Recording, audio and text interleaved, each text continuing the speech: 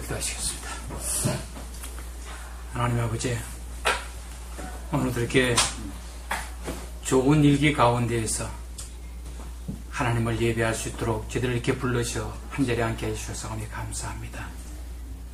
하나님 아버지, 우리가 진정과 신령으로 하나님께 예배하는 자들이 되게 하여 주옵시고, 우리의 삶이 온전히 하나님께 드려지는 예배가 되어지도록 우리의 삶을 주관하여 주옵소서. 오늘도 우리에게 주시는 이 귀하고 복된 말씀이 우리의 삶의 기반이 되게 하여 주옵소서. 심히 약한 종이오나 하나님께서 이 종의 혀에서 사용하셔서 이 말씀이 하나님께서 저에게 주던 귀한 말씀으로서의 능력을 바라게 하옵소서. 예수님 이름으로 감사하며 기도드리옵나이다. 아멘. 네, 기쁨의 이유. 우리가 어떤 말을 하지 행동을 할지 어떤 이유가 있게 마련입니다. 오늘 본문 빌립보서 1장 12절 18절 말씀의 결론이 나는 기뻐하고 기뻐하리라. 그래서 그 기쁨의 이유가 무엇인지 해서 살펴보기를 원합니다.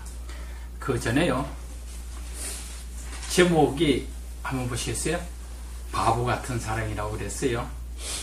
이 스바냐서 3장 17절 말씀 같이 한번 읽어보실까요? 너희 하나님 여호와가 너희 가운데 계시니 그는 구원을 베푸실 전능자시라.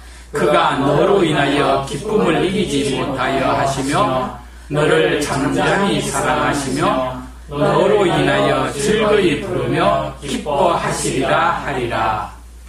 전 이 말씀을 전에는 도대체가 나로 인해서 하나님이 기뻐하실 이유가 뭘까?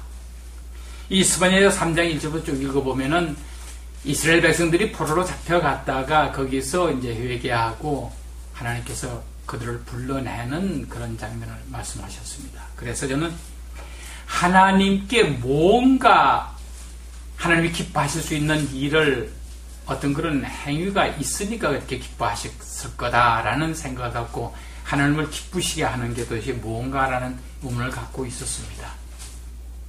그러다가요, 근래 와가지고 그 아림이가 나 할아버지 좋아하면서 막 달려들어서 그 품 안으로 달려들어요.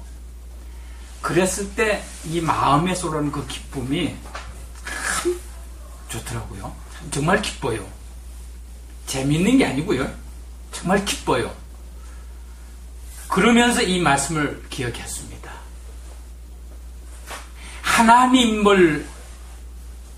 하나님께서 우리로 인하여, 나로 인하여 기쁨을 이기지 못한다.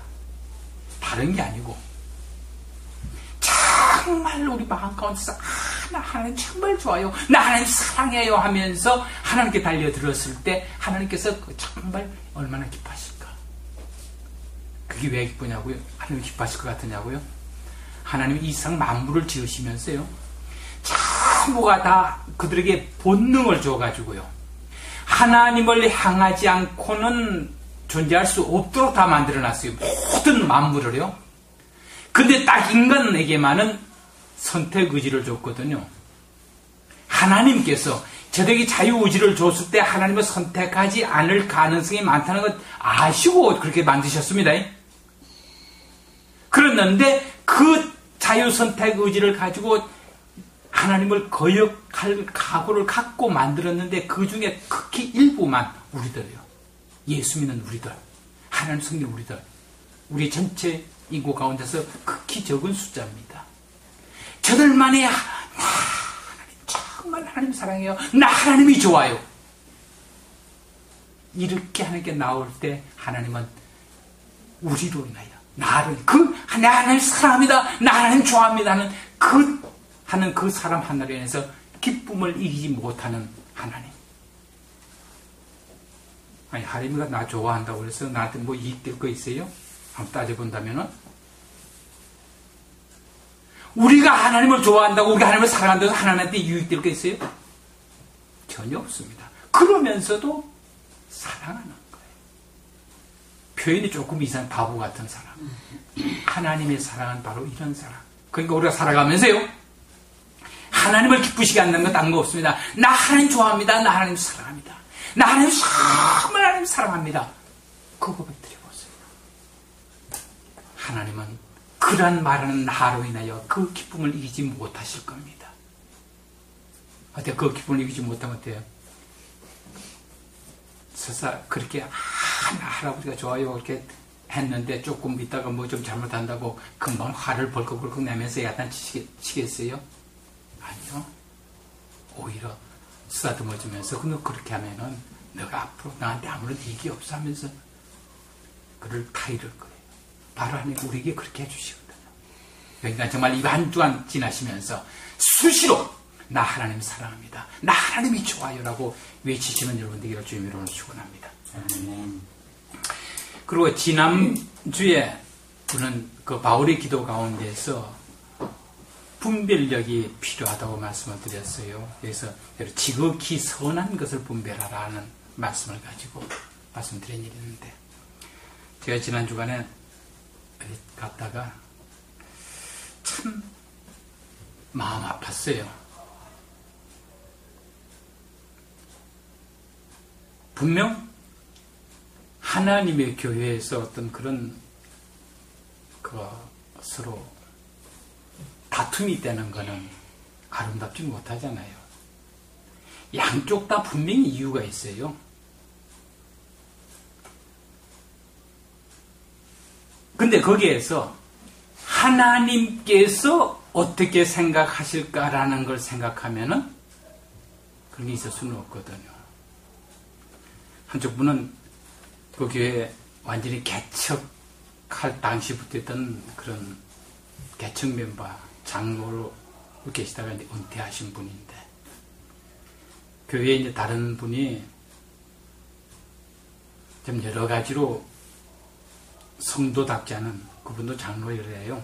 장로답지 않은 행위 때문에 어려움을 겪고 있는데, 바로 그것 때문에 지금 재판에 걸려서 그것도 실형을 살아야 할 그런 지경에 와 있다는 겁니다. 근데 그것이 정말 우리 성경에서도 전혀 바람직하지 않은, 우리 신약 성경에서 그러잖아요. 이방인들에게 4가지를 금했어요. 뭘 금했는지 아시죠? 우상 숭배하지 말아라, 피 먹지 말아라, 목매다른 짐승의 고기 먹지 말아라, 음행하지 말아라 그랬거든요. 그 중에 한 가지인데, 그런 걸 가지고 교회 목사님한테 건의를 하면서 어떻게 좀 중재를 해서 그런 게 없도록 하라고 했는데, 목사님은 전혀 그에서 귀를 기울이지 않았다는 거예요. 그러면서 오히려 이제 그 반대측 사람들은, 이 저는 반대측 사람들은 목사 쫓아내려고 그런다, 이제 이렇게 되어버리는 거예요. 근데 그분이 평소에는 그래요. 자기가 그 개척 그 멤버 때문에 굉장히 그게 좀 목사를 좌지우지하려고 하는 성향이 있는 사람이에요.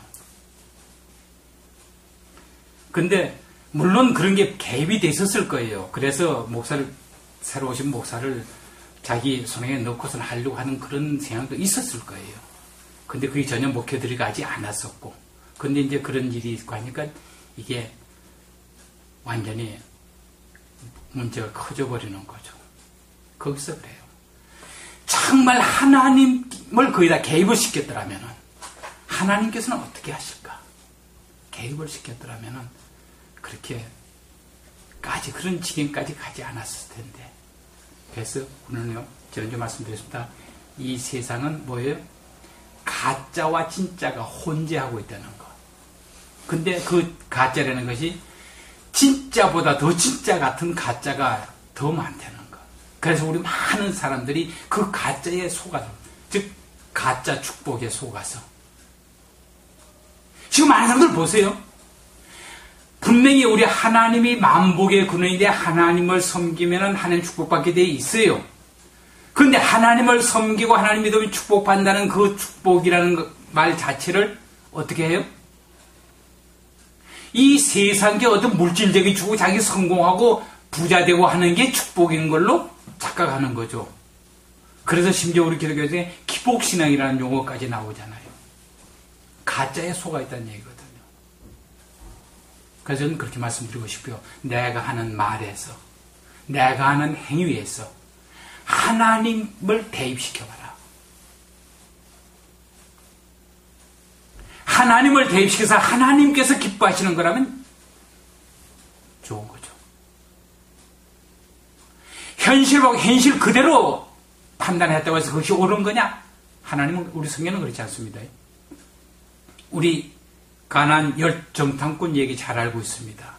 열 정탐꾼이 정탐하고 돌아와가지고 이스라엘 백성들에게 보고한 사항이 거짓말이었어요? 거기는 거짓말이 없습니다. 거기에 안악 자손이 있었고 자기들하고 비교해볼 때 안에서는 장대하고 정말 그들은 철병을 가지고 있는 무장된, 전적으로 우리가 전쟁에서 싸운다 그러면 백전백패할 수밖에 없는 그런 현실이었어요. 현실을 그대로 얘기를 했습니다. 그러면서 그 판단을 어떻게 했어요? 판단할 때 판단한 말이 문제입니다. 그들하고 나하고 비교해 난 그들에 비하면 메뚜기 같더라. 이게 문제예요. 어떤 현실 그대로 보고했다는 자체가 문제가 아니고 그 현실에 믿음을 개입시키냐고 하나님을 개입시키지 않았기 때문에 저는 악하다고 판명을 받았습니다. 현실을 그대로 직시하지 못한 거 아닙니다. 현실 시계는 갈렙과 요소만 오니까 하나님이 우리와 함께 하신다. 저들이 배후에 있는 저들의 신은 떠나버렸다.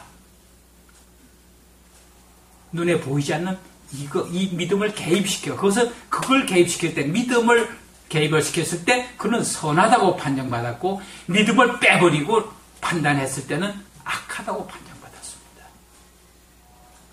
우리가 살아가는 여러 가지 많은 일들을 만나게 됩니다. 당하게 됩니다.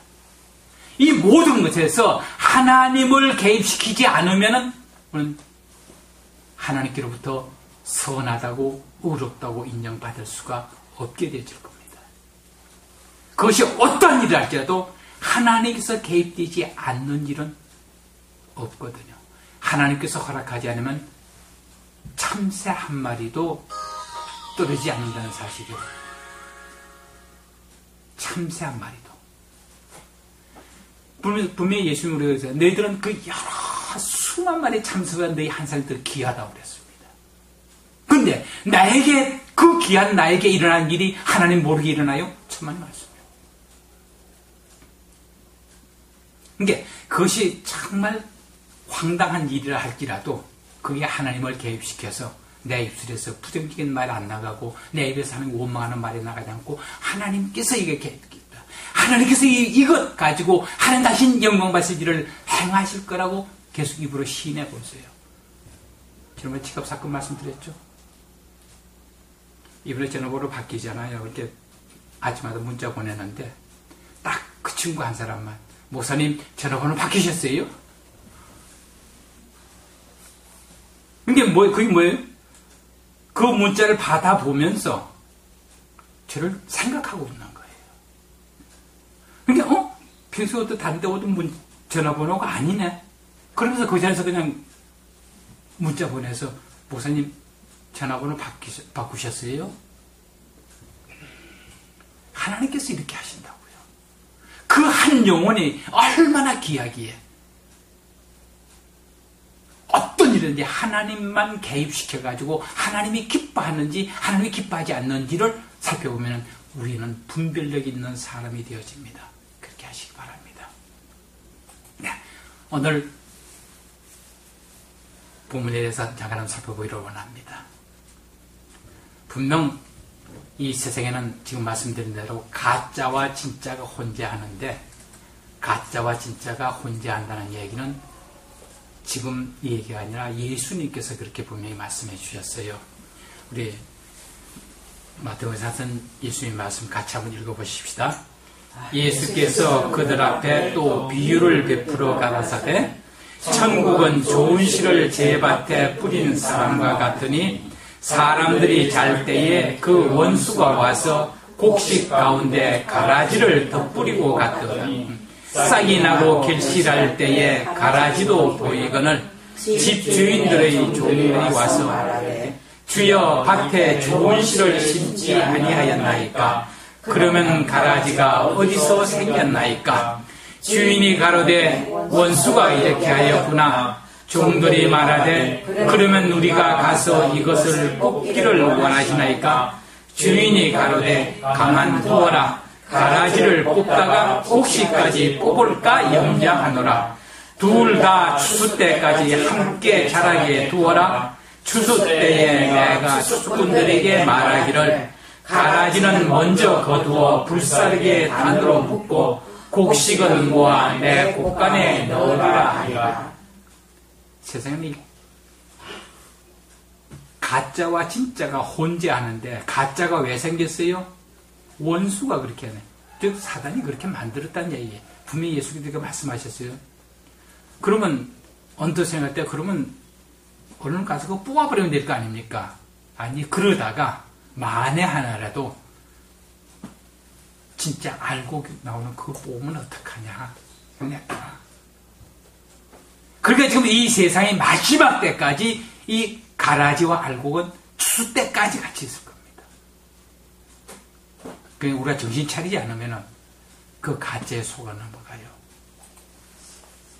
그런데 오늘 우리 본문 말씀 빌립보서 1장 12절 18절 말씀에 바울의 상황은 어떠한 상황에서 바울이 기뻐하고 또 기뻐하리라고 말했는가 살펴봅시다. 우선 그는 뭐예요? 12절 말씀 형제들아 나의 당한 일이 이 당한 일이 뭐예요? 지금 그는 결박되어져서 로마 감옥에 있습니다. 왜 감옥에 있어요? 결국 저들의 이만큼 싹 돌아다니면서 계속 예수님 복음을 전했잖아요. 그러니까 그 예루살렘에서 그 유대인들이 그를 시기하고 그를 어떻게든 없애버려야 예수의 복음 전파되는 걸 막을 수 있겠다는 생각 때문에 그를 잡아서 넘긴 거예요. 뭐예요? 그 원인 자체는 복음을 전하다가 지금 이제 결박당한 겁니다. 그러면 어떤 생각을 했냐면 내가 하나님 복음 위해서 이렇게 내 목숨 아끼지 않고 이렇게 했는데 왜 하나님 나를 이렇게 감옥에서 이렇게 썩게 만듭니까? 지금 사실 예루살렘에서 잡혀서 한 2년 있다가 지금 이제 로마에 와서 이 빌립보서를 썼다가 한 거의 2년 다 돼가요. 이게 사도 바울이 생각할 때는 게 정말 이 한 4년 동안에 내가 다니면서 복음을 전하면 얼마나 많이 전했을 텐데 이렇게 가면 이렇게 써올 수 있다니 정말 하나님 무능하신 하나님이시거나 아니면은 나는 이제 더 써볼 데가 없으니까 버리신 하나님 이렇게 생각할 수 있지 않겠습니까? 근데 그 로마 감옥에서 그 다음에 15절 말씀에 보면은 어떤 이들은 투기와 분장으로 투기와 분장으로 왜요? 사도 바울 좀 괴롭히려고. 무슨 얘기예요? 예수 그리스도를 전파한다고 그랬어요. 예수 그리스도를 전파하는 사람들이 어떤 사람 착한 마음으로 정말 사도 바울도 저렇게 복음을 전하다 저렇게 억울하게 저렇게 감옥살이 하는데도 지금도 끊이지 않고 저렇게 복음 전하고 있는데 우리 자유로운 우리들이 그냥 나만 있으면 안 되잖아. 그래서 열심히 복음 전해요. 그런데 어떤 사람들은 시기와 사도 바울을 좀 괴롭히게 하려고 그러니까 어떻게 그 전하는 말 가운데 뭐가 들어있다는 얘기예요? 사도 바울 욕하는 게 들어가 있는 거예요. 비난하는 소리가 들어가 있다는 얘기예요. 우리같이 이렇게 전해야 하는데 저 친구는 뭐 그렇게 하면서 비난해 가면서 예수 믿으라고 전하는 거예요. 그 얘기를 듣을 때 사도 바울이 듣기에는 참 얼마나 속상했겠어요? 근데 바울은 그렇게 해석한 게 아니고요. 12절 말씀에 복음의 진보가 된 줄을 너희가 알기로 원하노라. 그걸 가만히 그렇게 살펴보니까 자기가 감옥에 있음으로 말미암아 오히려 이 복음 전하는데 특히 좋은 뜻으로 착한 한 사람들은 뭐예요? 겁 없이 두려움 없이 예수는 그리스도, 예수는 하나님의 아들이다, 예수는 사람 안에 부활했다 막 전합니다. 이렇게 전하다 나 감옥 가면 바울처럼 감옥 이렇게 영역속에 감옥 가지 하면서 이렇게 다 함대전하니까 얼마나 많은 사람들이 동원된 얘기예요. 바울 혼자서 하는 것에 비하면 더 엄청나게 많이 됐거든요. 그러면서 또 뭐예요? 그 지금 시위대 뜰에 있는 군인들이 교대로 와서 이 사도 바울을 감시를 하는 거예요. 그럼 저들이 와서 뭐 하겠어요? 그럼 앉아서 뭐 그러다 창사 안에 들어서 뭐 그렇게 하는 게라고 조금 자유스럽게 얼마든지 다른 사람들이 와서 면회할 수 있는 그렇게 분위기를 해줬으니까 그 사람들은 얼마든지 얘기한다 이거예요. 그럼 그 사람들하고 얘기하다 보면 그들에게 한 사람 한 사람에게 복음을 깊이 전하잖아요. 그 시위대 뜰에 있는 모든 군인들이 이 사람은 무슨 특별한 죄가 있어가 아니라 복음 전하다가 시기로 이렇게 감옥살이 한다는 걸 다 알게 되었고 오히려 그에게 그의 말에 귀를 기울여서 그들도 복음을 받아들이는 상황이 되어진다. 그러니까 뭐예요? 자기가 복음을 전하다가 이렇게 결박되어 있는 것이 하나님이 나를 버리거나 하나님 무능해서가 아니라 하나님의 특별한 섭리가 있어서 나에게 이러한 것으로 말하면 그 복음이 더 잘 전달되게 하기 위해서 한 것이로구나 하고 자기는 그렇게 해서 그래서 복음의 진보가 되어졌다. 근데 또 어떤 문제가 있어요? 그 시기와 분쟁으로 정말 사도 바울을 좀 괴롭히기 위해서 하는 사람들도 착한 투숙을 하는 사람들이 열심히 하니까 경쟁적으로 하는 사람들이 이 사람은 경쟁적으로 하는 사람들이잖아요. 근데 아마 어떤 이 신학자들은 그렇게 얘기를 하고 있어요.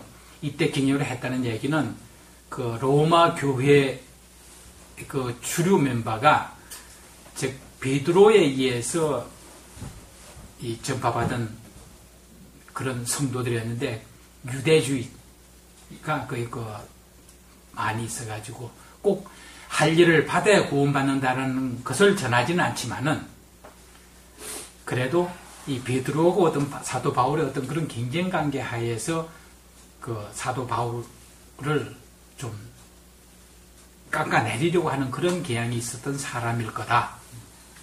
여하간 저들도 열심히 복음 전하는 거예요. 사도 바울이 감옥에 없었더라면은 정말 착한 투수를 하는 그 사람들이 열심히 하지 않았을 거고 그 외 다른 사람들도 그 사람들도 열심히 또 하지 않은 그 사람들도 아니 뭐 어차피 저 사람이 이제 끝장 났는데 뭐 하면서 그냥 게으름을 피우고 있었는데 그게 아니더란 얘기예요. 그래서 오직 자기가 감옥에 있음으로 말미암아 오히려 복음 전파되는 데는 이것이 하나의 촉진기가 되어져 있으니까 이게 얼마나 좋으냐는 얘기예요. 바로 이런 해석의 문제입니다. 그러니까 이 사도 바울이 기뻐하는 이유는 뭐라고요?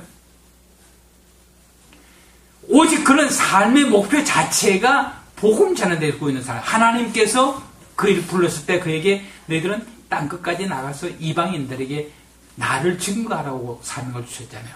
그 자기의 사명을 감당하면은 자기가 감옥살이를 하든 자기가 어떤 처지에 있든 상관없이 예수 그리스도의 복음만 전해주면 난 그걸로 족하다는 거예요.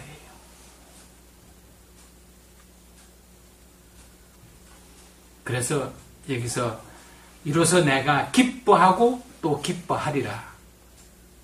지금 기뻐하고 있지만은 앞으로도 자기 의지적으로 여기 영어로 다시 하나 들었어요. And because of this, I rejoice. 난 기뻐한다. Yes, 그 강조해서. 그리고 and I will continue to rejoice. 난 계속해서 기뻐할 거다. 그러니까 실질적으로 우리가요. 내가 하나님께서 내게 주신 사명이 뭔지를 먼저 깨달아야 돼요. 하나님께서 내게 주신 사명이 뭐냐. 그리고 그 사명을 감당하면은 어떤 어려움도 내가 받아들일 각오가 되어 있어야 돼요. 그렇지 않으면은 정말 처음 이 빌립보서 시작하면서 말씀드렸죠. 그 하늘빛 기쁨이라는 그 제목 때문에 내가 반해서 빌립보서를 다시 공부하기 시작했다고요. 이 환경 바라고 이 환경에 의해서 다른 사람 나에게 잘해주면 난 기분 좋고 그렇지 않으면 죽어져 버리고 이게 반복되어질 수밖에 없습니다. 그러나 정말 하나님께서 내게 주신 사명이 뭔지를 분명히 알고 그 사명을 이룸에 있어는 내 목숨까지도 아끼지 아니하는 그런 가오가 되지 않은 이 사도 바울 같은 이러한 기쁨으로 충만한 삶을 살아갈 수가 없습니다. 그게 가장 먼저 하나님께서 내게 주신 사명이 뭔지 참 자주 하는 얘기가 저 목사 된 거 참 잘 됐다는 얘기를 합니다. 저 목사 됐으면 이런 거에서 깊이 생각할 거 없을 거예요. 아마 세상에 돈 벌어가지고 저기 교회 헌금 많이 하고 어디 뭐 선교사하고 하는데 지원 많이 하는데 그것이 그건 줄 알고 제대로 깊이 하나님 말씀을 보인다고 하나님 뭘 더 기뻐하시는지 생각해보지도 않고 열심히 했을 거거든요. 그러나 하나님께서 제가 이렇게 목사가 되고 나서 정말 시고는 건 정말 저 자신을 자꾸 하나님과 이 말씀을 읽을 때마다 말씀을 가지고 말씀 준비할 때마다 나를 비춰볼 수 있게 되고 나를 비춰보다 보니까 내 자신이 하나님께서 내게 주신 것이 뭔지를 조금씩 알아갔거든요. 그래서 아마 전 건강하게 이 사명 감당할 수 있도록 또 오래 살 것 같아요. 그래서 참 좋아요.